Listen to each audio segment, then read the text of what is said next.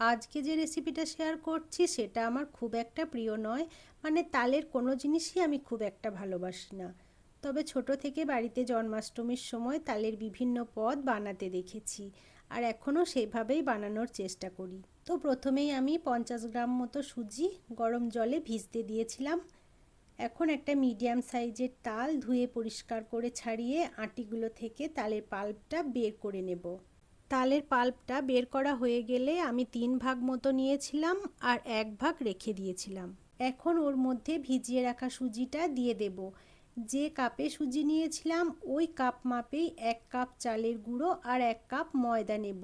আর বড় কাপের 1 cup জাগরি powder নিলাম, সামান্য নুন, একটা নারকেলের অর্ধেক নারকেল কোড়া আর খুব অল্প একটু মৌরি দিয়ে সব কিছু একসাথে মাখিয়ে বেশ ভালো করে ফেটিয়ে নেব। এখানে বলি, চালের গুঁড়োর বদলে চালটা বেটেও নেওয়া যায়, আর জাগরি পাউডারের বদলে বাড়িতে আখের গুড় বা চিনি থাকলেও নেওয়া যেতে পারে। মসৃণভাবে ফেটানো হয়ে গেলে বেশ কিছুক্ষণ ঢাকা দিয়ে রেখেছিলাম।